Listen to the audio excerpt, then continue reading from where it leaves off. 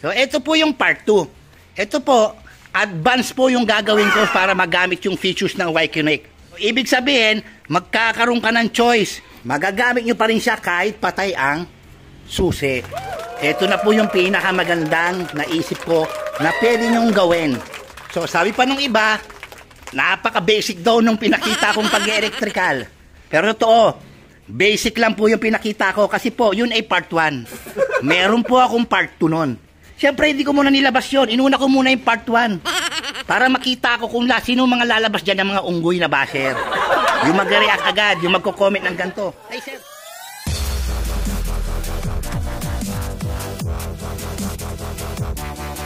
So, good day mga ka-Beckys. Dito tayo ulit. Becky Works. So, meron tayo ulit. NMAX version 2.1 Y-Connect po. Nanggaling po ito ng San Jose. Ito po yung vlog ko nung nakaraan tungkol sa Y-Connect. Nasabi ko, meron nirekomenda sa akin na 2 pang motor. Yung ginawan ko ng power appliance at yung problema niya sa Y-Connect niya. Ayan po, PCX at NMAX. Ito po, galing kasa. Hindi po sila ang nag-electrical tape nito. Ayan o. Ayan, binunot na at tinape. Ayan. Fresh lang po, kabubukas ko lang, no? Ayan, nakatape na. So, wala po kung sinisisi gaya nung isang tukmol na nagko-comment na sinisisi ko daw yung Yamaha o kung sino man. Wala hong ganon. Ang pinapakita ko lang kung ano ang pwede nating magawang paraan para sa mga naglolobat na NMAX. Ang sabi nila, binunot ko daw yung Y-Connect, nirekta ko sa pag susi na lang mag-activate, wala na daw silbi. Wala ang silbi. At least napakinabangan kasi magagamit mo siya naka-on ng susi. May silbi pa rin. Ano yung ipaglalaban nyo? Isaksak uli para daw magamit kasi may GPS locator, etc. Okay, sige, ganon. Naglolobat nga eh. Ano pang silbi nun? Paano nyo malolocate yung motor nyo nang nakasalpak yan kung lobat nga? Nasaan po ba banda nakakabit yung mga utak natin? Nasa talampakan po ba? Mahirap bang intindihin sinasabi ko? Ito po ay paraan lang para hindi naman aksaya or sayang yung binayad yung additional dito para sa features ng Y-Connect, hindi nyo naman siya mapapakinabangan at nagagamit. Kaya gumawa po ako ng paraan. Okay? Isinare ko lang po sa mga namumblema. Hindi ko na humabilang kung ilang motor na NMAX Y-Connect at Aerox Y-Connect ang mga ginawa ko dito na pare-parehas pong nakabunot ito. So tinatanong ko naman yung customer, gusto rin naman nilang may experience. Bakit yung may-ari po ng motor na to? Yung kinikwento niya kanina, may apps pala, no, sir, ganito, ganyan, no, nakakatawa, nakikita mo yung reading, nakikita mo yung locate, nakikita mo lahat yung nasa panel mo, kung ilan yung tinakbo, lahat, pag nag-rev ka, nandun daw. So, kahit paano, natuwa yung customer at nagamit niya. Kesa naman yung nakadirekta nga, after 2 days na lobat, namumblema pa yung mga tao kung saan siya pupunta para lang magpakarga ng battery. Ang worst pa, bumili lang ng motor, ni pagtanggal ng battery, hindi nila alam. Diba? Paano gagawin nila ngayon? Mag-DIY yung tao. Pagbalik ng battery, bumaliktad. Hindi sila sanay. Pagkalas na ng tornilyo, kasi ang alam nila sumakay eh. Karamihan ang bumibili, ganun. Ito ang binabahagi ko is ang kailangan lang natin, mapakinabangan na bumili ng tumangkilik ng gantong motor, Y-Connect. Paano nga nalolobat? Okay? Maliwanag po ba? Ito mga ka-Beckys, no? Ito po yung part 2. So ulit, ito nakabunot na yan, no? Ganyan na itsura niyan. Bubuksan natin to. Yan. Ang unang gagawin mga ka-Beckys, naglagay ako ng halo switch. Ayun. Nakita nyo, 2 po yan, no? Kasi ito, meron din advanced kill switch Becky Works version 6. So, ito yung kill switch ko. Ito yung para sa Y-Connect. So, hindi siya malilito kasi lalagyan ko rin ng pangalan yan. Parang name tagging yan, no? Okay? So, babalatan natin to. Itong pula, ganun ulit. Okay, putol. Kasi yung pula na yan, live po yan. Pag nakakabit ang mga battery, lagi po yan may 12 volts. Patay o hindi ang makina. Merong supply yan. So, kinat ko yan. Lilinyahan natin siya ngayon papunta sa halo switch. So, ang halo switch natin, 5 ang wire niyan. Hindi na kailangan yung 2 linya. Yung black saka red. Para sa ilaw po yung backlight nito. Hindi na kailangan yon. So, matitira 3 linya. Yung green po is common. Itong dilaw is normally open. Ito is normally closed. Magagamit po natin yan pare-parehas, yung 3 wire. Ang gagawin nyo po, itong common, mga ka-Beckys, ito po ang pupunta dito sa papuntang Y-Connect. Di ba pinutol natin linya na yan? Ito yung may live supply, ito na yung wala na. Papuntang Y-Connect. Lalagyan nyo po yan sa common nitong halo switch. Parang ganito. Linya tayo. Super.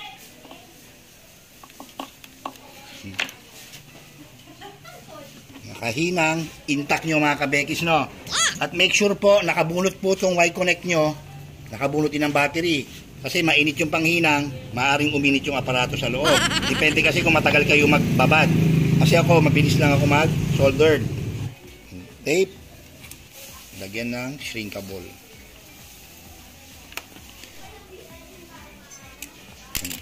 Tapos, tape ulit.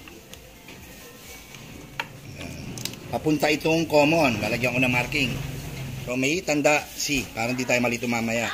So, ito naman, lagyan din natin na extension wire. Punta rin dito.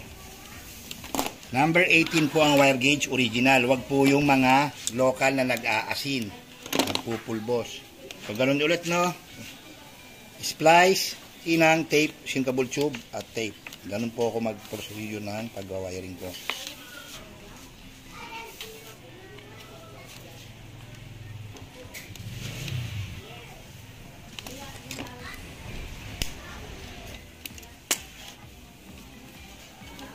Ito po, pupunta sa normally open ng halo switch. Normally open. Ibig sabihin, pag pindot, ko-connect yung dalawa. Pangatlo, ito po, no. Nakita nyo yung dalawang brown na to, putol. Ito nga po yung papuntang tail light at plate light. Naka-power up po itong motor. Wala po itong patayan, no. Ayan, no. Wala rin patayan ng park light, headlight. Ibig sabihin, lagi nakasinde. Power up lines. Kasi po, kaya pinuputol ko yon kasi sumasama na sa power up hanggang tail light, plate light, headlight, park light harap, dual color, dual contact, NDL. Sama-sama po yan sa one relay power up setup ko, no? Gumaan yung load. So, nagtatanong, ito may fuse daw, ito wala. May fuse po yan, ACC line po yan. Kaya dyan ko po di na ako magpipuse kasi fuseable na rin po yan. Nabawasan na yung load, napunta sa power up, gumaan na to. So, ito connected pa rin. May fuse pa rin yung live niyan, no? So, itong brown na to, samahin nyo na. Wag na wag ho kayo magkakaroon ng loose connection at peking wire material para hindi kayo magka-problema. Yan po yan, yung brown na yan, pupunta po yan ngayon dito sa normally close. Diba? So, may common na tayo. Yung common, normally open, at ito po sa normally close ng halo switch. So, iwawiring ko, no?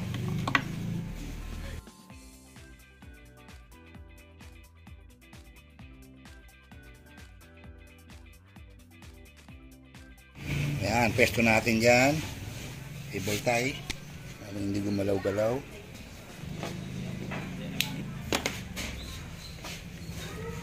Ayan, sakto lang yung wire. Magtatanong kayo bakit may fuse dito. Fuse po ng power up to sa kabusina. So, ito may marking, no? So, bunutin ko muna to.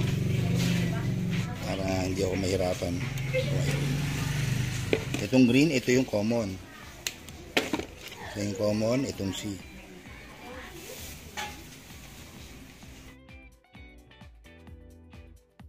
Ito naman, yellow. Ito yung normally open. Sa gitna ng halo switch yan. So, normally open. Sundan yung maigi, no? Huwag kayong palilito. Expert mode po ito. Y-Connect ni Becky Works. Tayo nagagawa ng paraan.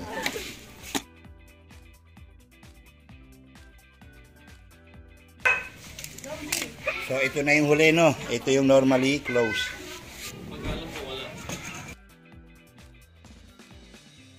So, tatlong wire na, no? Buo na. So, lilinisin na lang. Ganyan.